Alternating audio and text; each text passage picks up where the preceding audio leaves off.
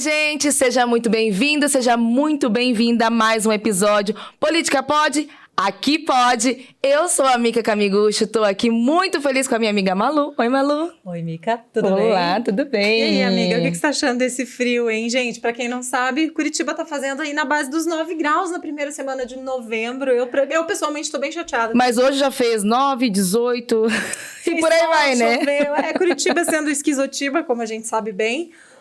Bom, sem mais delongas, seja muito bem-vindo ao Política Pode. Hoje a gente está com um convidado muito especial aqui no nosso estúdio. Um cara que eu conheço, já de outros carnavais, eleito pelo PSD do Paraná com 3.942 votos, jornalista, formado com especialização em segurança pública e privada e mais um monte de coisa que a gente vai descobrir hoje.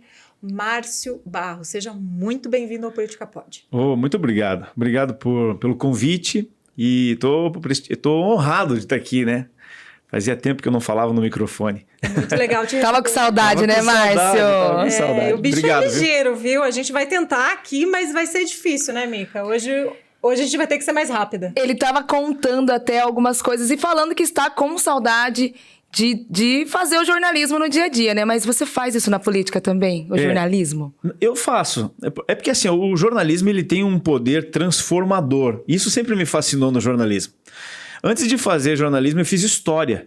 Porque eu achava que eu era professor. Eu vou ser professor, sempre gostei de falar em público. Eu era o cara que gostava de apresentar os trabalhos no colégio. Você queria ser âncora? Então, daí eu achava que era jornalista, que eu achava que era professor de história. Mas daí eu fui me descobrindo e falei, não é isso ainda. E quando eu entrei no jornalismo, aí eu me identifiquei. Até pensei, né, que poderia ser âncora, tal. Eu apresentei o programa algumas vezes, né, o Tribuna da Massa, sempre eu apresentei tinha o Galo, né, que era um dos apresentadores da Rede Massa, eu substituí ele várias vezes, teve um mês inteiro que eu apresentava nos sábados, então tá tudo certo. Mas o que eu ia dizer é o seguinte, o jornalismo ele tem um poder transformador, você consegue transformar a vida das pessoas, isso sempre me fascinou. E na política, de certa forma, a gente tem esse poder não um pouco mais forte, né? Mas é um outro tipo de poder para transformar a vida das pessoas. Isso é muito legal.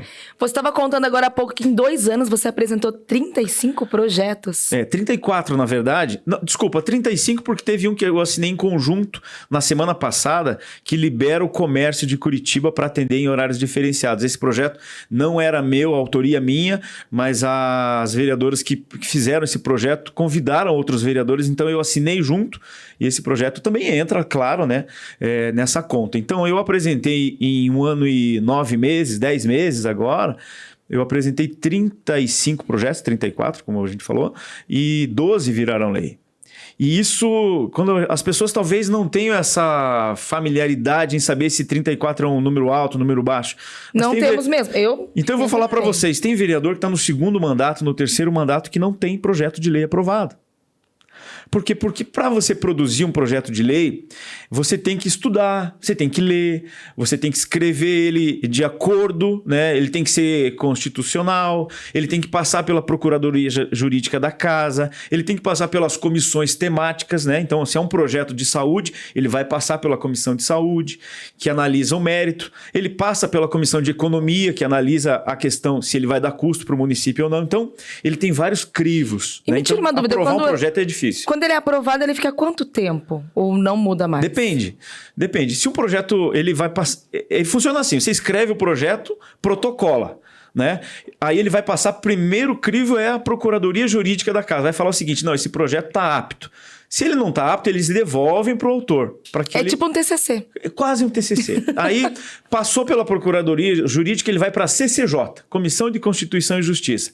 A CCJ vai analisar ali o mérito do projeto. Não, esse projeto é constitucional, passa para frente. Ou não, precisa de ajuste. Ou não, arquiva, entendeu? Então ali ele vai passando por etapas, vai vencendo as etapas. Então, quando um projeto venceu todas as etapas, daí sim ele vai para o plenário para votação. Quando ele é votado e é aprovado, ele vai para a sanção do prefeito, que é 30 dias.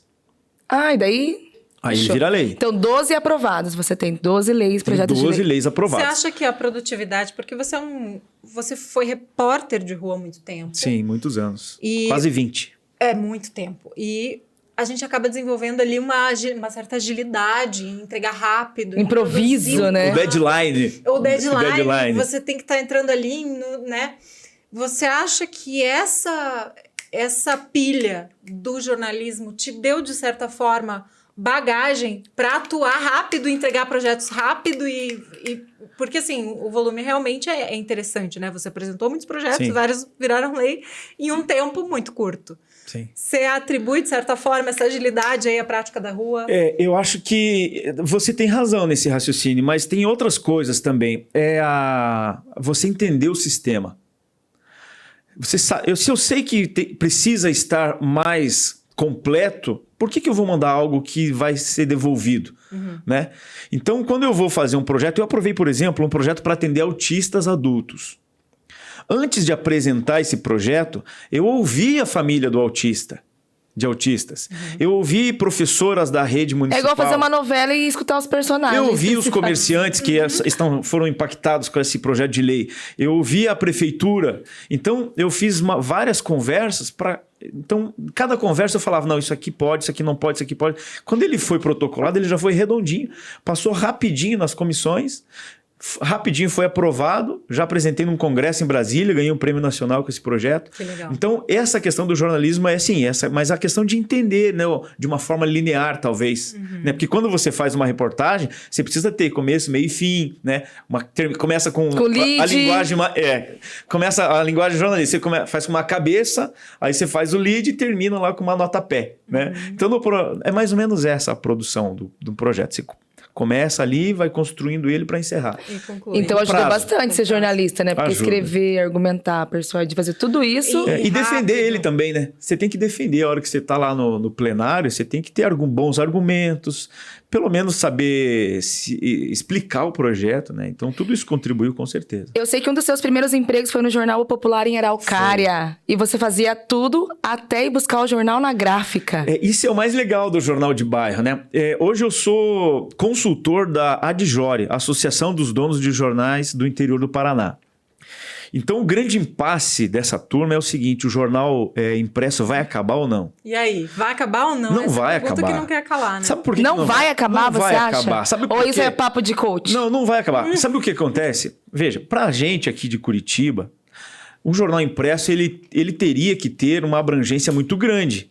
Nós temos 75 bairros, 2 milhões de habitantes. Agora, você imagina lá em Quirerinha do Norte, que tem 3 mil habitantes, 5 mil habitantes.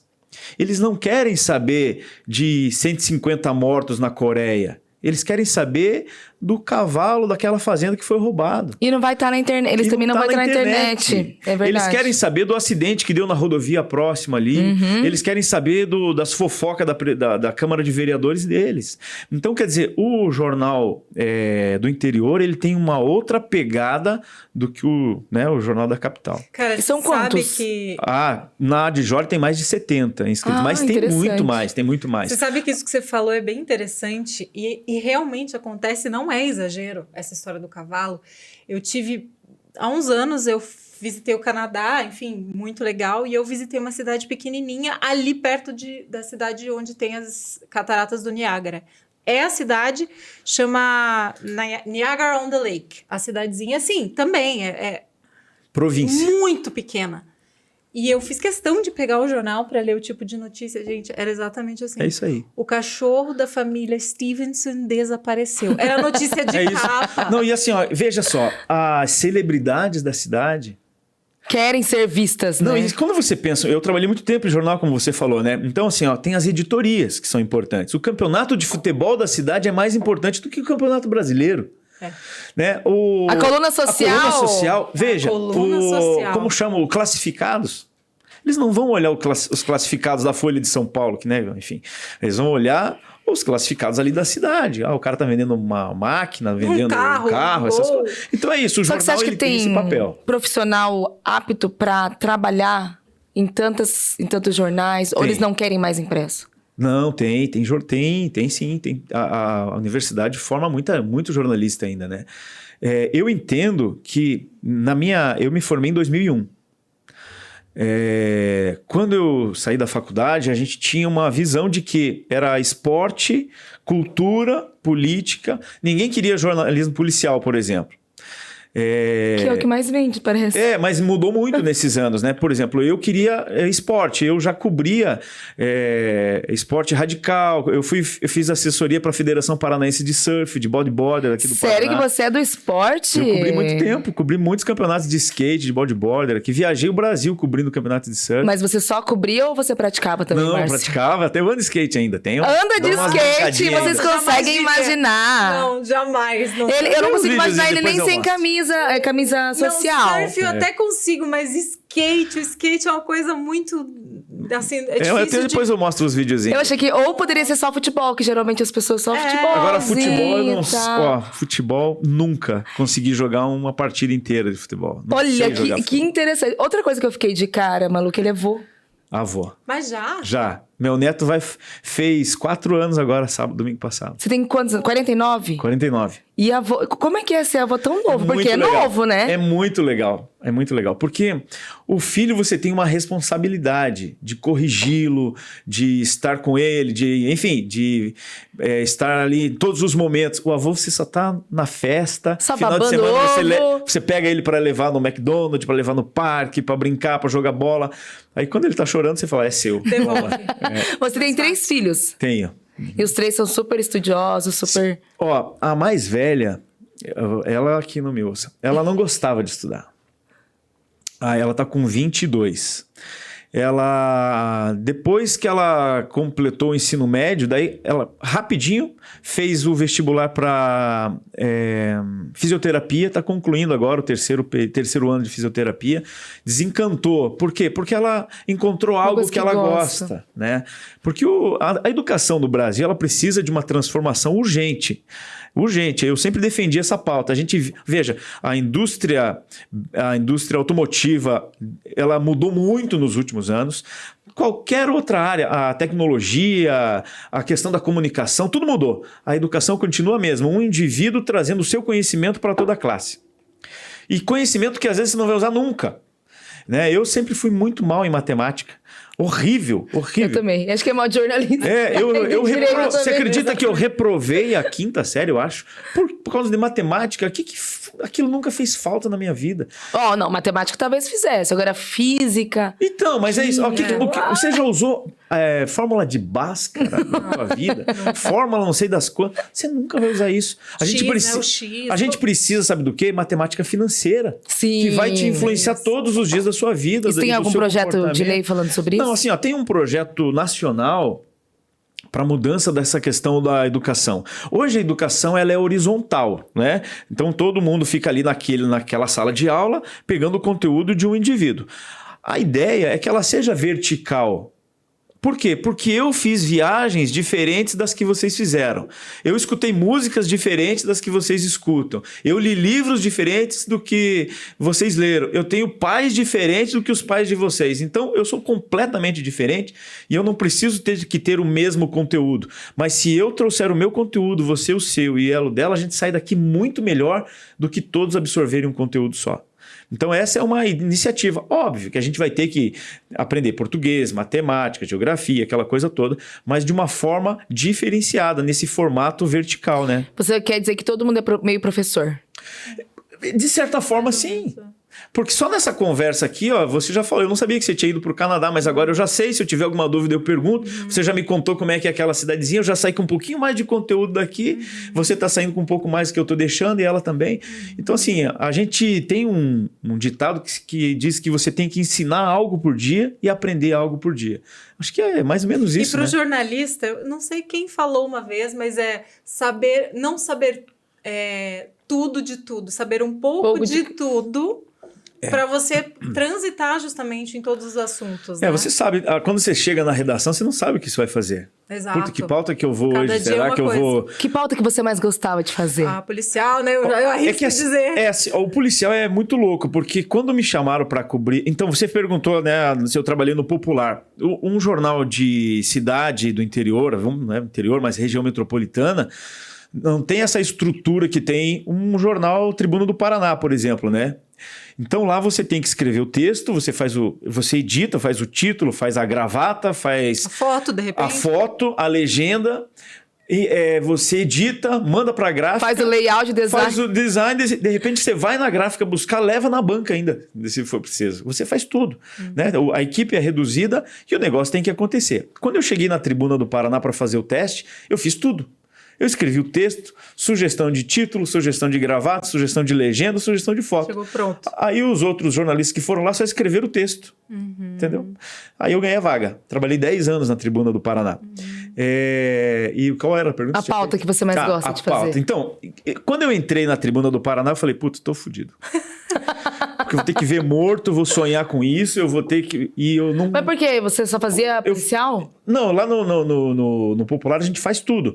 Mas a minha origem era o jornalismo esportivo, né? Porque eu fazia assessoria para a Federação Paranaense de Surf e de bodyboard. Junto com o Leandro Mosca, não sei se vocês conhecem o Mosca. Então, o meu sonho era trabalhar no esporte. E aí surgiu uma vaga no policial. E o policial sempre foi o primo pobre do jornalismo. Mas eu cheguei lá, aquilo foi tão legal, porque o jornalismo policial, ele vende mais, ele tem um é impacto mais a visto. mais. Os caras paravam, né, na frente da banca de jornal, na 15 de novembro, ficavam lendo o texto ali, sabe? Então o jornalismo policial, ele tem esse poder. Mas na minha carreira eu trabalhei em muitas áreas, né? Eu trabalhei com jornalismo de turismo, por exemplo. Eu escrevi o caderno de turismo da Tribuna há muito tempo.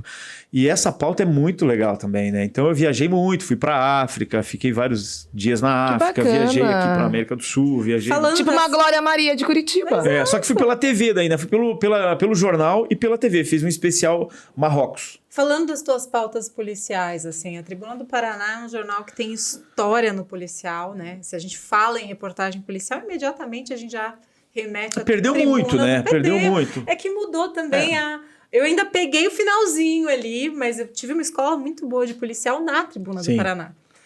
E eu ouvia dos fotógrafos que estavam lá há milênios, né? A gente não chegou a trabalhar junto na Tribuna, Na Tribuna, né? não, na massa. Na massa. Na massa. E aí, eu lembro de escutar o Átila contando histórias, assim, de reportagens que ele foi fazer, de coisas absurdas, de magia negra. Sim. Teve alguma que te marcou mais, assim? Você lembra de alguma capa, de alguma... Foram várias, assim, várias. Nessa do policial, tem algumas que são emblemáticas, assim. Por exemplo, Raquel Genofre, eu tava de plantão, Raquel né? Genofre. Eu tive lá, essa semana, Nossa, inclusive... e vai fazer... Já acho que fez 17 anos, talvez. Eu não foi lembro. 2000 Pra quem não lembra, é lá da rodoviária, né? Isso, deixa eu ver. 2007, talvez. Acho que foi 2007. E você foi lá cobrir. Fui. Eu tava de plantão, Que né? pesado. Inclusive tem um podcast sendo produzido agora por alunos da PUC e eu participei falando Sobre do o caso Raquel Genofre, que é um caso emblemático, né? Tem o caso da Giovana de Quatro Barras, que talvez vocês não lembrem. Ela foi encontrada morta, desapareceu, foi encontrada morta alguns dias depois em um terreno baldio, dentro de um saco, ao lado de um acampamento cigano. Eu então, lembro esse dessa caso história. também foi emblemático. Eu lembro Tanto dessa que história. fizeram uma associação com os dois casos, né? O caso da Giovana com o caso da Raquel. Tem o caso do Ribas Carli, que eu tava de plantão também. Eu fui uma Pela das primeiras Tribuna? equipes pela Tribuna. Não, pela TV eu já tava lá.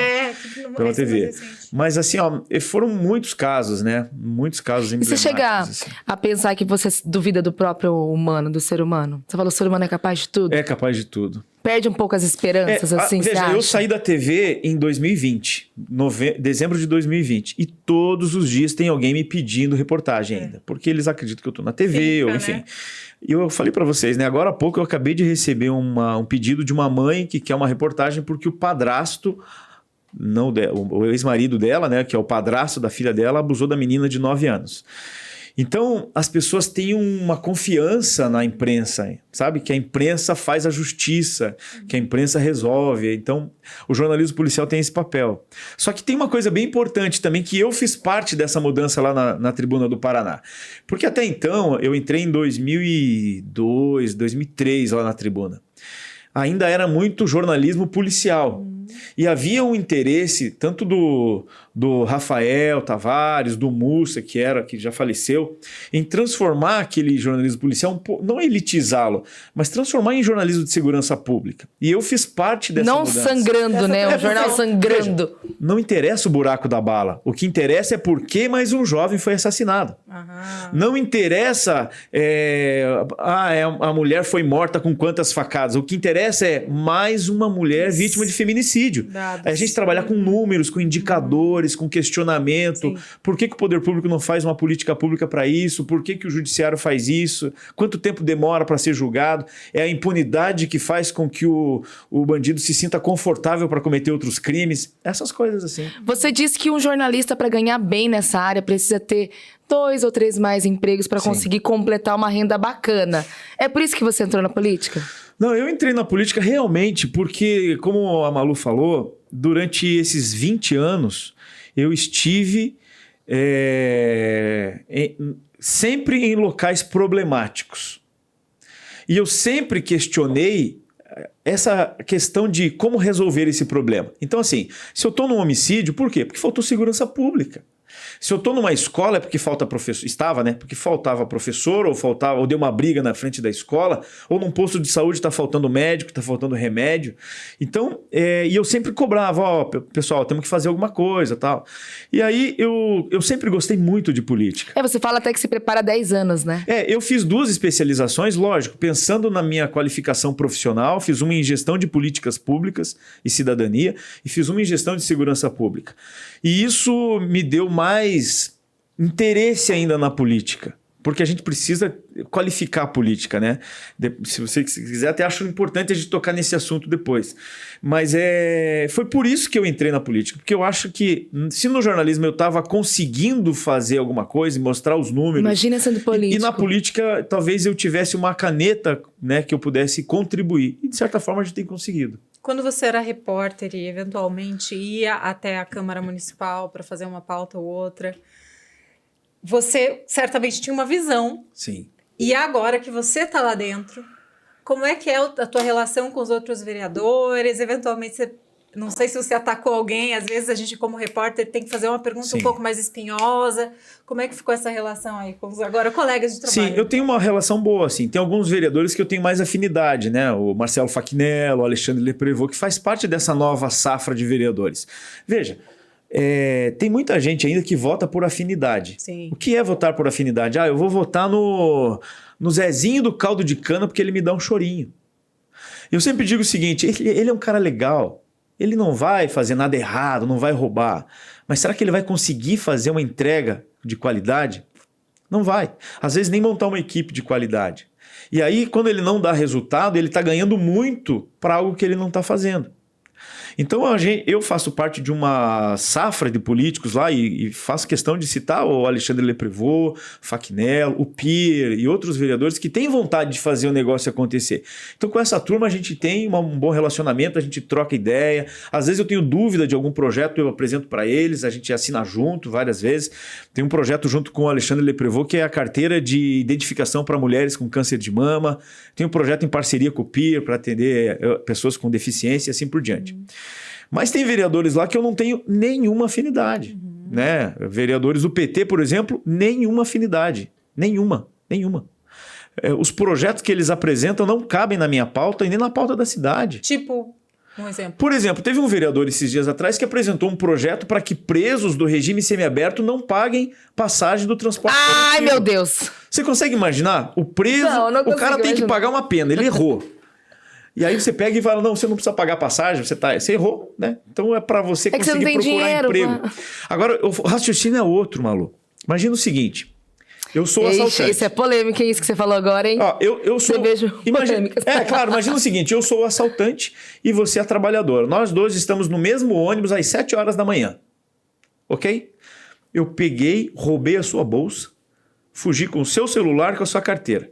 Desci do ônibus correndo, fui preso. Amanhã, ou daqui a alguns dias, quando a gente for pegar ônibus, eu não vou pagar passagem e você continua pagando. Não, é incrível como o quanto Esse pior, projeto, só uma melhor. pergunta para esse projeto. Foi derrubado, graças a Deus. Tá. Eu fiz questão de votar contra e a Esse- base Era toda só votou isso que eu contra. Deixa eu te perguntar uma coisa. É verdade que você foi convidado pelo próprio Ratinho Júnior a entrar na política? Foi. Na verdade, assim, foi uma conversa informal. Eu sempre gostei muito de política. E ele estava no PSC ainda. Ele era foi candidato a prefeito pelo PSC. E aí, vai lá, vai ter uma reunião e tal. Eu fui na reunião e eu sempre gostei muito de política. Eu acompanhava de perto. E aquele dia eu já me filiei. Na eleição de 2016 Você é eu já rápido saí. assim? Tem que ser, né? Porque daí eu já queria fazer parte daquele negócio, né? Porque é legal quando você consegue trazer ideias e movimentar o negócio. E a política é isso, né? É verdade.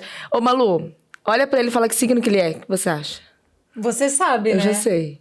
Eu não fui pesquisar essa parte. Hoje eu fiquei devendo. Putz. Eu acho que é... Não, não é gêmeos. É... Quase. Leão. Não, ele é câncer. Sou não quase leão. acredito. Sou quase leão. Último dia, penúltimo dia, né? Último dia. Nossa. Quase você acertou entre Nossa. gêmeos e leão, ó. Você foi. Ficou ali. Foi na trave. E você, Ali. como canceriano, como você é? Você muda da água pro vinho? Você é sentimental? É rancoroso? Acho que rancoroso não. Sou bem de boa, assim. A minha namorada sempre fala que eu sou vingativo. No sentido de... Sabe? Tipo... Sei Guarda lá. rancor. Você tá bravo comigo? Vou virar a cara também. Então tá, vou ficar também. Mas assim, coisa, né, de... Não leva a sério. Então assim. você é rancorosinho. É. Zinho. Não, mas nada... Não levo pra vida isso. Não, no dia a dia. No dia a dia. Perdoa rápido? Perdoa, super rápido, super tranquilo. E você trabalhou na Rádio Rock também, né? Trabalhei na Rádio Rock. Foi a minha primeira experiência com rádio. Ele é repórter da... Repórter de rua. A Maria Rafar. Maria Rafar, imagina que legal. Ela era âncora Adoro. da Rádio Rock, né? Do Maravilhosa. 91 Minutos. Que lição que você tirou disso tudo? Como é que foi pra você? Foi super legal, né? Porque naquela época eu era o repórter Nextel. A Nextel que patrocinava esse quadro. Que hoje em dia nem tem mais Nem Nextel, existe né? mais, né? Daí a proposta era... vamos para as ruas da cidade com o repórter Nextel. Márcio, você tá onde? Daí isso... soltava o barulhinho do barulhinho. Nextel. Que legal! Daí eu falava, olha, eu tô aqui na rua tal, onde aconteceu um acidente envolvendo tantos carros, não sei o quê, blá, blá, blá, blá, blá, blá, blá, é com você, Maria. Soltava o... E aí...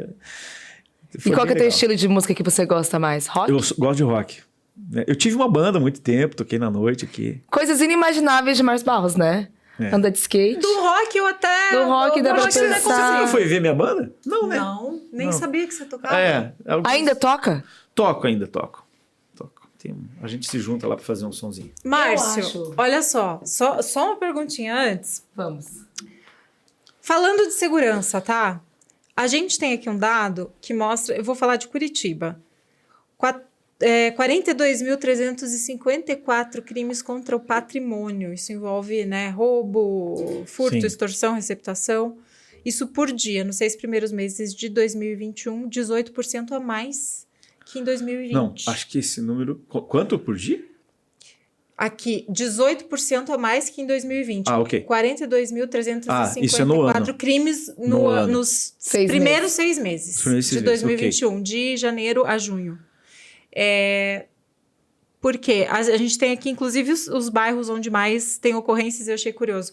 Água Verde e Veículo. Centro, Sítio Cercado e Água Verde. É isso aí. Os 3 bairros com mais crimes contra o patrimônio que aconteceu. Pandemia.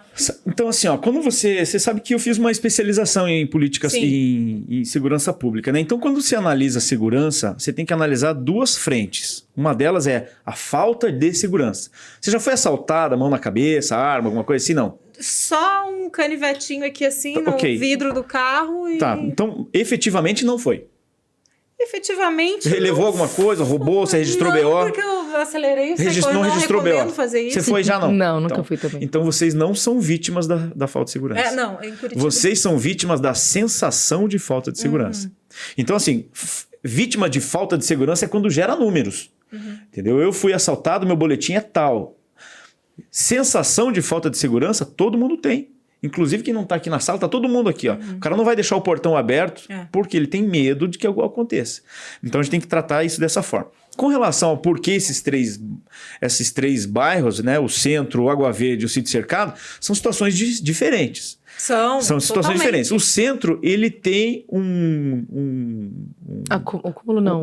um volume de pessoas flutuante.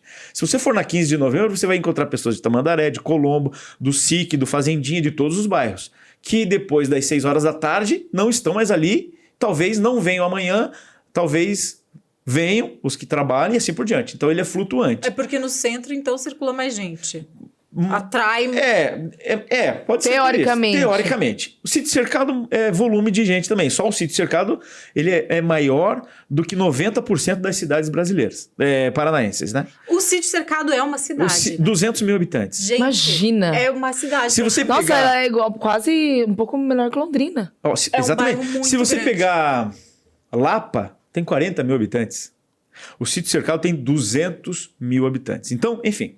E o Água Verde, ele já tem uma tradição na questão de Histórico de roubo de veículo. ruas mais arborizadas, com menor movimento, enfim. Então, são situações diferentes. O que eu posso te dizer é o seguinte: de cada 10 crimes, 8 pelo menos estão ligados ou direta ou indiretamente com o tráfico de drogas. Seja para o tráfico ou seja para o consumo, que também movimenta o tráfico de drogas. Isso é para o homicídio, para o latrocínio, até para a violência doméstica. Até para o furto de carro, né? O furto diminuiu muito, né? Aumentou o roubo de carro. Porque aumentaram os dispositivos de segurança. Hoje não adianta o cara chegar no meu carro ali e querer roubar, porque ele não vai conseguir ligar. Mas se ele ficar atrás da árvore e me apontar uma arma, eu entrego a chave. Então o roubo aumentou e o furto diminuiu. O furto existe mais para os carros mais antigos, por conta dos dispositivos de segurança. Enfim, então é mais ou menos isso. É o tráfico que movimenta todo o resto da criminalidade. A gente vai falar mais de tráfico de drogas, mas antes vamos dar uma aliviada. Vamos, ou não, né? Uma aliviada ou não. Eu achei que tava leve. Vamos lá, Márcio. Aqui é hora do por dentro da lente. É muito que legal. simples, muito rápido aqui dentro dessa lente. Várias perguntas. Você vai Boa. tirar 5 delas, uma de cada vez. Você lê a pergunta e você mesmo responde, só que sem pensar muito. Tá. Tá? Perguntas Uma, feitas uma. pela nossa Uma. produção. Então, ok. Vou pegar a primeira aqui. Se abrir o seu lixo, o que mais vamos encontrar? Hoje, se você abrir o meu lixo, você vai ver uma sessão de desapego. Eu fiz uma mudança na minha casa e eu joguei tanta coisa fora. Mas que tipo de coisa de desapego? Ó, eu sou canceriano, né, meu? Eu faço coleção de caneta, de bolacha. Eu amo caneta também, gente. Hoje eu levei lá pro gabinete acho que umas 80 canetas que eu não tinha o que fazer com elas. Nem Cada um deve pegou pegar uma. mais, nem funciona. Daí a galera riscando pra ver se fazia pegar de novo. Mas caneta, bolacha de colocar copo em cima, faço coleção de caneca, faço coleção de palheta, faço coleção de instrumentos, faço coleção de um monte de coisa. Você é muito apegado nas coisas, é fácil Eu jogar. desapeguei de quase 300 livros mais ou Ai, que menos. dó! Dói o coração, Mas né? aí tem alguns que são do coração, que tem dedicatória, né? Que são autografados. Daí, puxa, não tem como desapegar. Então hoje o meu lixo tá muito... meu lixo Falando hoje em tá livro, muito... você escreveria um livro? Eu tô escrevendo um livro. escrevendo já, um livro? Tá meio encaminhado. Sobre tua vida. Crônicas policiais. Ah, Boa. legal, hein? Você tem crônicas resposta pra policiais. isso, hein? Na verdade, assim, eu já comecei... Depois eu até mando alguns pra vocês lerem. Eu já baseado em fatos reais, lógico, com personagens fictícios, assim... E aí a gente tá escrevendo. Já Estilo tem um linha delegado direta, padrão. assim. Na verdade, assim, ó, tem um autor que eu gosto muito, infelizmente ele morreu, que se chama Luiz Alfredo Garcia Rosa com Z. E ele é um cara que ele criou ele tem um delegado padrão, então todos os contos têm o mesmo delegado, a gente já sabe como aquele delegado se veste, o que ele gosta de ler, o que ele gosta de comer, os bares que ele gosta de ir. E eu criei mais ou menos isso baseado no Luiz Alfredo, aqui no ambiente de Curitiba. Então, tem o Gato Preto. Ai, que legal! Entendeu? Tem o café na padaria da esquina. Chama que fica nós pro 24 lançamento, horas. então. Sim, No muito Gato legal. Preto, você poderia fazer o lançamento. Claro, nossa, super legal. Né? A costelinha. É cult. Eu nunca fui, acredita? Nossa, a melhor costela do Gente, top. só ouço falar. Mas você pode pedir também, sabia? Eles têm o Ah, tem iFood, delivery? Tem. Ah, bom saber. Vamos Só pra ouço próxima falar. pergunta. Vamos lá. Deixa eu pegar uma mais de fundo aqui. Isso, pega lá do fundão. Qual foi o lugar mais bonito que você já viu? Tem alguns lugares assim que fazem parte que eu vejo assim, de vez em quando me vem. Eu conheci um lugar chamado El Food. Fica em Marrocos. Ele é pedras assim de 300 metros. É uma abertura, uma fenda assim, mas grande, né? Passa o ônibus, tudo assim. Tem um riozinho margeando a rua e a galera faz rapel nessas pedras. Esse lugar é maravilhoso. El Food. El Food. Depois eu fiz a matéria lá, né? Eu e o Ivan, nosso cinegrafista. Ivan, maravilhoso! Cara, todo mundo... Nossa, ele é... Ficamos 11 dias lá na África gravando. Então a gente esteve lá. Ivanzinho também... Passou umas, né? Passou. Esse foi guerreiro. E tem um outro lugar também que eu acho sensacional, que é a Cordilheira dos Andes, que é ali na divisa, né? Entre Mendoza e Santiago, que é os caracoles andinos. Inclusive eu vou para lá em dezembro. Mendoza, que tem uns vinhos, pelo amor, né? Tem, né? Eu sempre fui muito mochileiro, gostei disso, fiz lá algumas vezes já ali. Então ali é um lugar maravilhoso também. Bora para mais próxima. uma. Olha, eu tô descobrindo o Márcio Barros que eu nunca imaginava. Vamos ver. Qual a pessoa que você mais admira em qualquer área? Qualquer área. Da sua vida. Eu acho que é minha mãe. Minha mãe, ela é admirável, assim, os perrengues que ela passou. Eu fui o primeiro da minha família a ter curso superior. Até então, ninguém tinha, por falta de qualidade de vida, falta de poder aquisitivo, falta de incentivo, mas ela sempre me incentivou. Eu comecei a trabalhar com 13 anos. Você tem mais irmãos? Tenho 2 irmãos. A minha mãe, ela trabalhava numa padaria, bem conhecida aqui da cidade. Trabalhou 25 anos lá. E lá foi meu primeiro emprego com 13 anos de idade. Naquela época podia, eu tenho 49 anos, eu tenho 35 de carteira assinada. Já poderia poderia estar quase aposentado, né? Sou um senhor grisalho, aposentado. E então ela sempre, ainda ela me pede perdão, ela me perdoe por ter levado a trabalhar tão cedo. Eu falei, mãe, foi a melhor coisa que você fez, né? E até hoje é ela que comanda a família. Que legal. Vamos pegar mais um. Acabou? Mais uma. Mais 2 ainda. O que você faria se fosse passar 24 horas no corpo de alguém do sexo oposto? Essa é boa, hein? Porra. Deixa eu ler de novo aqui. O que você faria se fosse passar 24 horas no corpo de alguém do sexo oposto? Essa é muito boa, sua produção tá de parabéns. Cara. Essa foi, né? Lembra daquele filme? Eu tô pensando, se eu fosse ia fazer pinturicóptero. Pirocóptero. Pirocóptero, isso.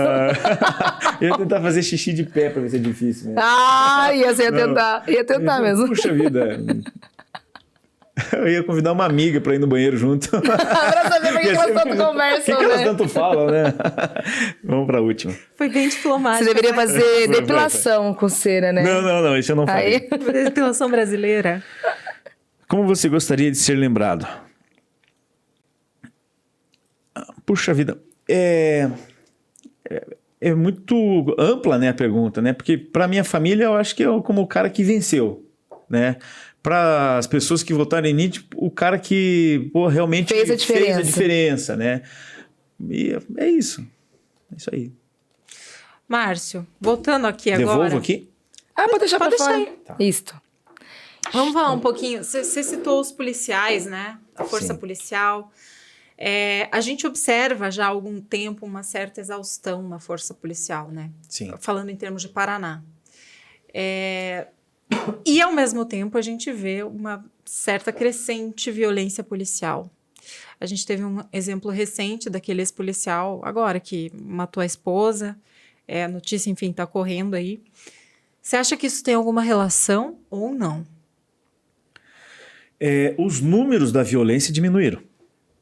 Os números diminuíram. Se você pegar... Mas a gente ouve falar mais agora, Tem né? um ditado no jornalismo que diz assim que não é a violência que aumentou, o que aumentou é a cobertura policial. Né? Então, assim, isso é fato, os números diminuíram. A gente já teve em 2010 o ano mais violento da história. E eu guardo isso porque eu dava uma palestra falando sobre violência urbana. Em fevereiro de 2010 foram 222 mortos em Curitiba e região metropolitana. Homicídio, latrocínio e confronto. Então é muita gente. Que ano isso? 2010. 2010. Se você jogar lá Crimes Curitiba, crimes.com. Esse Crimes Curitiba era um portal que era escrito pelo Marcelo Velhinho, que hoje é o editor-chefe lá da Massa. Ele ganhou o prêmio, inclusive. Do Tribunal. Ele que escrevia esse portal aí. Então, era confirmado, assim, né? Entrou homicídio, com ML, com liberação de corpo, com um inquérito policial. Então, 222. Então, e os números hoje, eles diminuíram. Mas não é porque diminuiu que a gente tem que ficar, não, feliz, agora só morrem 150. Não, é outra coisa. Com relação à violência policial, eu percebo que é um conjunto de coisas. Primeiro, a falta de efetivo. Isso é fundamental. Né? A questão de... certeza. Veja, o policial ele vive numa panela de pressão. Sim. A gente cobra a questão mas pô, o jeito que ele abordou esse cara aqui. Mas e a dúvida? Quem será que ele vai abordar? Será que é uma pessoa do bem ou é do mal? Será que ele não tem uma arma guardada ou não? Ele vive sempre na dúvida. O policial vive sempre na dúvida. Essa questão psicológica também. E cada vez mais, quanto mais o policial é cobrado, menor é a garantia de que ele vai agir com tranquilidade. Porque se ele sabe que se ele fizer qualquer coisa ele vai ser cobrado, ele já vai trabalhar com... Eu tenho um policial uma pressão, né? Tem um policial amigo meu que ele falou o seguinte: se eu tô de folga, se eu trabalhei até às 6 horas da tarde, eu já passo na padaria, passo na farmácia e já vou para casa. Porque se eu estiver na rua e tiver que reagir, eu vou reagir e vou me complicar. Então eu não saio de casa. O cara ele vai tendo uma vida condicionada. Né? E aí ele tem a questão salarial, tem a questão dessa pressão, enfim, é complicado. Viu? E você administrar a tua vida profissional e administrar a vida em casa não deve ser fácil. Então você atribui muito a falta de efetivo. É um conjunto de coisas, né? É um conjunto de coisas. A gente vê aí que, o vereador querer pagar passagem para cara que está cumprindo pena no semiaberto. E por que não dá a passagem para o policial militar? Você não vê uma defesa mais contundente da polícia militar, mas você vê muita defesa contundente para um criminoso. Isso é fato. Lógico, eu não defendo bandido bom ou bandido morto, mas bandido é bandido e o policial é policial. Até que se prove o contrário, cada um tem um lugar na sociedade que deve ser respeitado. Ô, Márcio, é verdade que você guardava santinho quando criança para decorar o número? Eu sou canceriano, meu. Então eu fazia coleção de santinha. Acumulador desde quando nasceu. Eu vou contar pra vocês. A minha mãe... Nossa, eu não tinha parado pra pensar. Minha mãe também é canceriana. Meu Deus. Ela é acumuladora doente. Assim, capaz. Eu não sabia que câncer tinha essa coisa. E dá uma dor no peito ter que desfazer de tudo. É apegado. Enfim, a minha mãe tinha uma bicama. Aí ela abria assim e ela tinha uma espécie de um baú. E eu fazia coleção de santinhos. Então passava naquela época, né? Eu sou bem mais velho que vocês. Passava a Kombi entregando santinho, aquela confusão e tal. E eles colocavam papel com cola nos postes ainda, né? E aí eu pegava santinho de um, pegava de outro e ia guardando. Quando minha mãe levantou aquela bicama, assim, com aquele baú, tava cheio de santinho de todos os candidatos que você pode imaginar. Meu Deus, tem alguns conhecidos, assim, que já morreram. O José Richa, pai do Beto Richa. O Fruit, pai do Gustavo Fruit. Relíquia isso aí, se tivesse até hoje. Quem vai ouvir a gente vai lembrar. O Enéas Farias, que já morreu. O Matheus Jensen. Eu lembro de alguns... O Paulo Pimentel, que é o... E o teu santinho, você guardou? Tem todos guardadinhos. Tem Photoshop no teu santinho? Tem. Não tem. Olha! Você é um cara vaidoso. Sou vaidoso. Você é um cara que se cuida, que vai pra academia e tudo mais. Você gasta muito dinheiro com... Não, dinheiro não, mas... beleza? Não, dinheiro não, mas assim, eu gosto de comprar... Gosto de ir no shopping, né? Tem gente que não gosta, eu adoro ir no shopping. Adoro comprar roupa, adoro... Eu corto cabelo sempre, toda semana, essas coisas assim. E você é uma pessoa... Demais, né? E você é uma pessoa pública. A sua namorada tem muito ciúme de você? Ela tinha mais.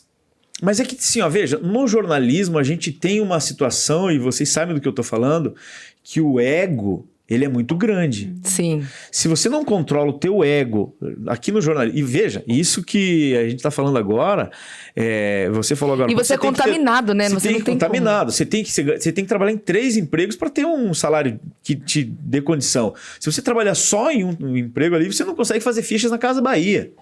né? E aí tem cara que é arrogante porque aparece na televisão e se acha o tal. Então não é isso. Então o ego nunca me atrapalhou em nada.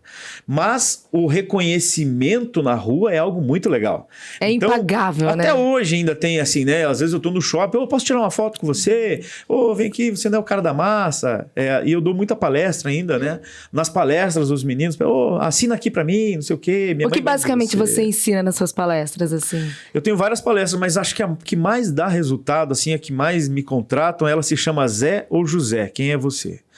Eu falo sobre violência, apresento números, mas eu percebi que antes de falar de prevenção ao uso de drogas, antes do menino querer fumar um baseado, cheirar uma carreira de cocaína, porque ele não vai direto pro crack, né? Ou fazer tomar um tubão ou qualquer outra coisa, um êxtase, qualquer coisa, tem um outro problema, que é a falta de autoestima. Porque o menino que bate no peito e fala assim, não, eu sou foda, ele não vai querer. Porque ele sabe que aquilo vai colocar em risco a carreira de futebol, de jogador de futebol, ou de qualquer outra coisa que ele tenha.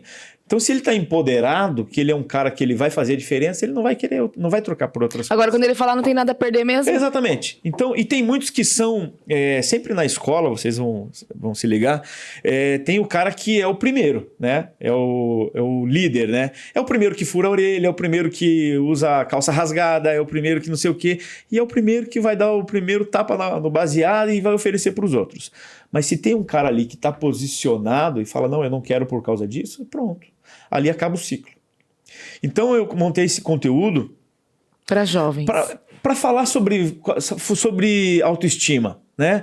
Cara, se você bater no peito e realmente for bom, aonde você estiver, você vai ser bom. Mas é interessante, né? Porque a gente não fala sobre a autoestima do homem, às vezes, né? O da autoestima da mulher é bem trabalhado, o do homem, do jovem. Ainda é meio tabu, né? Do homem é verdade, né? Porque, por exemplo, até para a saúde do homem é uma dificuldade, né? A gente fala agora, Novembro Azul, mas é uma dificuldade. Você tratar o Outubro Rosa, a mulherada aceita, entende, conversa, já fiz isso, já fiz aquilo. Desde menina, a menina já vai no ginecologista, já faz os seus preventivos. Cara, tem cara que nunca foi no médico. Nunca foi neurologista. Por isso que a gente não pode confiar... Bom, não sei, mas assim, justamente por isso tem o tal do anticoncepcional masculino, né? Que eu achei maravilhosa. Mas não dá pra... Mas o homem, querido, ele não lembra nem de pentear o cabelo, né? Não lembra, né? Não lembra. É verdade. Então, e nessa palestra, assim, ó, só para concluir, eu falo sobre a história de José, que é um personagem, não tem nada a ver com religião, mas é um personagem bíblico, que ele era um cara foda. Ele era odiado pelos irmãos dele, mas ele era um cara que... Ele não era um Zé qualquer, ele era José. Ele foi vendido pelos irmãos como escravo, e ainda quando ele era escravo, ele se tornou líder dentro da cadeia. E ainda lá dentro da cadeia, ele foi descoberto e se tornou governador. Então ele era um cara que era diferenciado. Eu vou contando as historinhas que às vezes você vai tendo problemas, né, na sua vida. Às vezes você não acorda feliz, você dá um chutão no canto da cama ali, você não vai, hoje eu tô feliz. Não tá. Mas você tem que vencer aquele dia. Você tem que vencer aquele dia. Então eu vou contando experiências e falando da vida na escola, mas também do mercado de trabalho, que mostra, né, que 86% das pessoas demitidas, elas não são demitidas pelo currículo, são demitidas pelo comportamento. Sim, com certeza. Então você contrata pelo currículo e demite pelo comportamento. Não adianta você saber apertar muito bem esse parafuso se você chegar atrasado todo dia. Você vai ser um funcionário medíocre, você pode fazer seu trabalho com excelência, mas se você não se relaciona com o seu amigo, se você não veste a camisa da empresa, se você chega atrasado, enfim. São coisas que eu vou trabalhando assim na palestra. E eu fiz uma matéria ali na TV, que eu entrevistei 5 moradores de rua. 2, drogas e álcool. 2, desestrutura familiar. E o último, tudo isso. O cara abandonou a família há mais de 15 anos, quase 18 anos. Ele era um empresário e ele é cantor. Então ele fica cantando na rua e tal. E a última fala dele no VT, ele falou o seguinte, olha, passei o dia lendo a Bíblia para não ir para a valeta fumar crack. Encerrou o VT ele cantando uma música. Quando essa matéria foi pro ar, eu ganhei um prêmio de jornalismo com ela. Foi para SBT Brasil, foi bem legal. Virou em capítulos, assim, foi bem legal.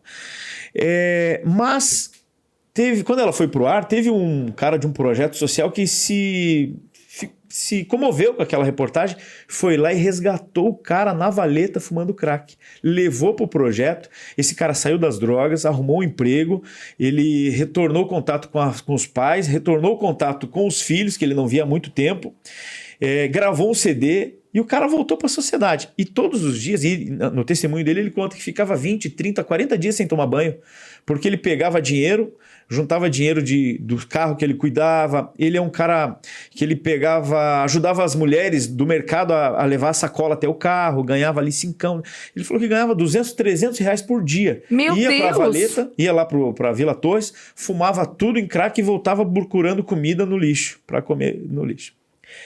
E ele conta que ficava 20, 30 dias sem tomar banho e todos os dias tinha uma senhora que era manicure de um salão de beleza, que ficava na frente de onde ele estava ficando, que ia lá e orava com ele. Fazia uma oração com ele e tal. E ela falava, você vai sair daqui, você vai sair daqui. Quando ele saiu, quase 6 meses depois, ele falou, poxa, eu vou lá avisar minha amiga que eu saí. Meteu um ternão maior, assim, parecia o Didi. Eu encontrei ele um dia, parecia o Didi, assim, com aquelas ombreironas, e foi lá conversar com ela. E aí ela se motivou, se emocionou, Imagina! Choraram muito os dois, e agora vão casar. Mentira! Ai, que legal. Nossa. Você vai fazer uma matéria sobre esse casamento, né? Então, essa história é sensacional. Muito Então, legal. voltando para a palestra, eu terminei o VT mostrando o cara cantando e dizendo que não foi para Valeta fumar crack por causa disso. E eu pergunto, alguém aí acredita que é possível esse cara aqui deixar de ser um Zé qualquer para voltar a ser José, a voltar a escovar os dentes todos os dias, olhar no espelho, pentear o cabelo, saber quanto custa a passagem de ônibus, o preço da gasolina, essas coisas todas? Muita gente fala assim, não tem possibilidade, esse cara aqui é um lixo, é um zumbi. Eu falo, vou mostrar para vocês que é possível. Eu não, ele. Eu levo ele na palestra. Aí ele entra cantando a música que encerrou o VT. Nossa, me arrepia. Deve ser Aí, emocionante. é uma choradeira, entendeu? Não tem uma pessoa que... O Lucas Rocha, que hoje apresenta o Tribuna da Massa, ele falou, eu acredito que não, isso aqui não é possível, porque o cara tá virado num lixo, ele mesmo já desistiu. Quando esse cara entrou, ele deu uma palestra no Cipate ali da TV. Ele saiu lá do fundo, foi lá e abraçou o cara, não parava de chorar os dois. Porque quando é pra Porque ser, né? É muito legal, viu? E é Deus, né? É Deus, eu É acredito Deus. muito nisso. Mas vamos pro Isso Aquilo? Vamos, bora. Só deixa eu me achar aqui. Achei, pronto. Vamos lá, Márcio, isso ou aquilo? Perguntas rápidas, ping-pong, você escolhe entre uma opção e outra. Tá. Também sem pensar muito, tá bom? Tá. Bora, Mica. Bora lá. Falar no rádio ou na TV? TV, Andar armado ou desarmado? armado, Cobertor ou edredom? edredom, TV ligada ou celular? celular. Whats ou Instagram? Puxa vida. São coisas diferentes, né? Acho que o Whats, Surf ou skate? skate, Panetone com uva passas ou sem? com, Pista do Gaúcho ou pista da Drop? da Drop, Projeto de lei ou atendimento social? projeto de lei, Suco ou água? água. Boa! Márcio Barros respondeu o nosso Isso ou Aquilo bem tranquilamente, Tranquilo. né? Mas interessante, esse andar armado, sim. Sim, claro. Ó, veja, como eu te falei, eu tenho 20 anos de jornalismo policial. Se você for pegar aí os números e colocar no papel e falar assim, putz, mas esse aqui, ele tinha porte de arma. Então você consegue pontuar os casos. Ah, mas aquele cara lá matou a esposa, não sei o quê. Ah, mas esse menino aqui achou a arma do pai. São casos pontuais. Mas hoje tem alguém que foi assassinado com uma arma ilegal, porque tinha certeza que o outro lado não estava armado. Eu tive isso na minha casa. Meu pai é comerciante, ele foi assaltado algumas vezes. Em 2 situações ele foi baleado. Por quê? Porque o cara tem certeza que ele não tem arma. Uma vez ele reagiu a um assalto, o cara entraram 2, né? E ele viu um cara entrando, ele foi pelos fundos da loja e ele tinha um taco de sinuca que no meio, assim, ele colocou aquelas luvas de bicicleta, sabe? Virou um cacetete mesmo. O cara entrou por dentro, um deles entrou dentro do balcão, atrás do balcão, colocou minha mãe no chão, pisou assim nas costas dela e estava mexendo no caixa. Meu Deus. Meu pai chegou por trás e derrubou o primeiro. O outro estava do outro lado do balcão, nessa distância que nós estamos, e atirou. Pegou aqui o tiro e saiu aqui. Ele tomou centenas de pontos no pescoço. O médico falou que, olha, é só por um milagre, porque pode ter pego a coluna, ele pode Cervical. ficar paraplégico, tetraplégico, pode ficar mudo por causa das cordas vocais, pode pegar o esôfago, pode pegar qualquer coisa. Essa parte aqui é a mais complexa do corpo humano. Faz as ligações nervosas, tudo. E, enfim, aconteceu um milagre. Era um tiro de 22, ele só pegou no músculo. 2 dias depois, meu pai estava em casa. Milagre mesmo, né? 2 anos depois, outro assalto. Meu pai reagiu de novo, ele é metido a reagir. Hoje não, né? Já tá com 72. Italiano? Não, português. Filho de Também é português. brabo. Reagiu, era um casal. Ele reagiu, derrubou uma pessoa, a outra fugiu. A outra levantou, depois foi embora. Alguns dias depois eles voltaram e atiraram no meu pai 3 vezes. Teve um tiro que acertou na barriga dele, um tiro na mão, porque ele entrou na luta com o cara de novo. Teu pai é abusado, né? Abusado. Aí um tiro na mão e um tiro no pé. Quase morreu de novo. Por quê? Porque o cara tem certeza que ele não tá armado.